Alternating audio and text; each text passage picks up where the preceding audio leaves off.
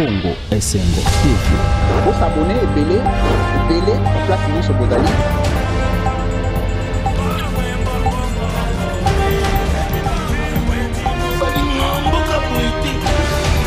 Vous êtes trop amoureux du pays.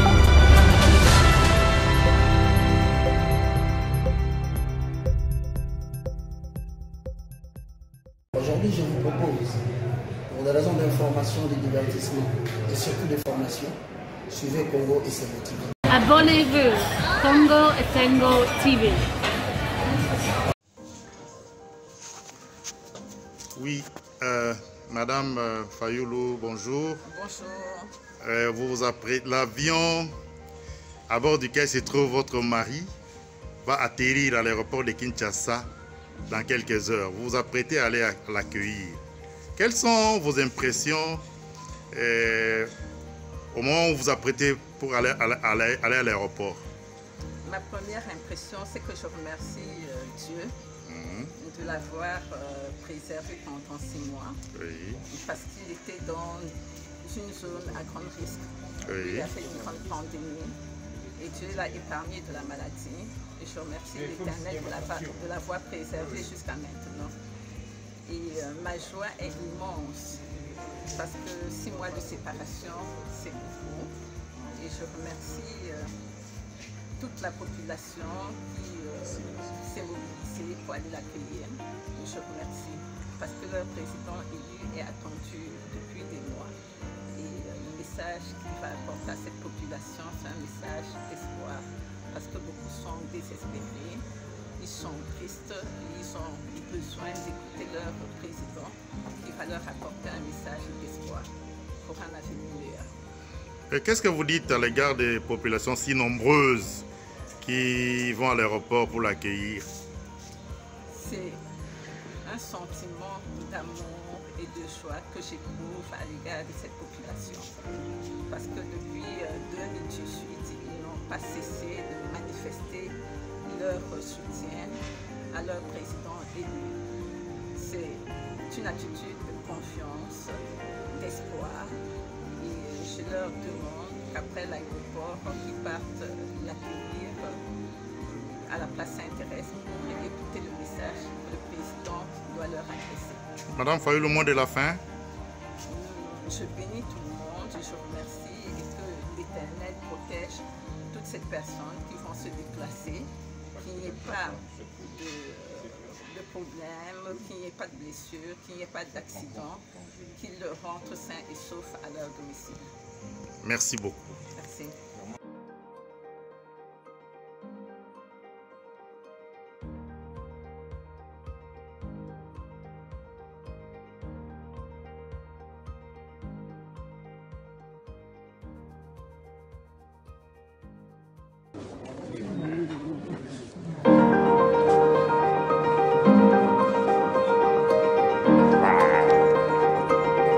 Tout le monde est là.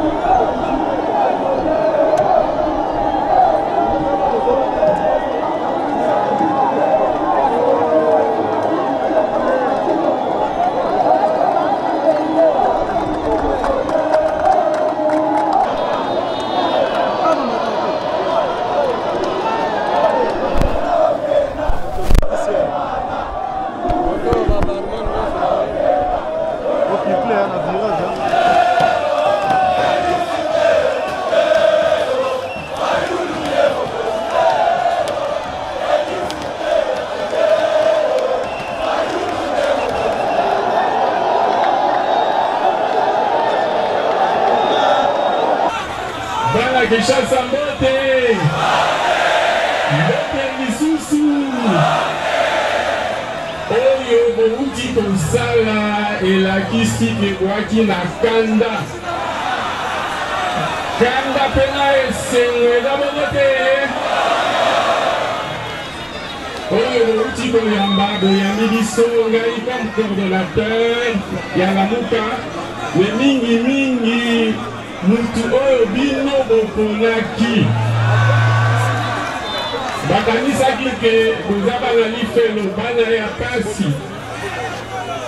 Nzoka nde boali na tata oyo bino boponaki eza bongo te. Ya bino na biso Lamuka. Lamuka eutaki na décision oyo bozwaki le 29 septembre 2018. Bolobaki na biso ba leader tango bodeside ke bolingi changement bolobi na biso to trahir bino te.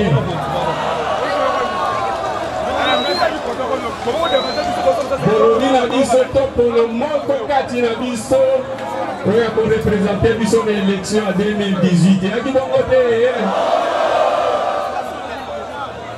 Biso pe tolobi na bino ke tokopona ye me bino pe botrahir biso te. Boponaki ye tango biso touti kopona ye bino pe boponeli ye elingi koloba ye botrahizaki biso te ezaki bongo te. Nani boponaki président,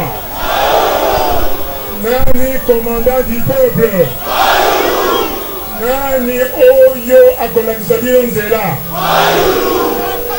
na ye koyebisa bino boye ata bato wana bazwi bokono oyo na ndenge elongobani te tosambela Nzambe koyoka ngai topesa Nzambe lokumu alingi ekolo na biso nalobi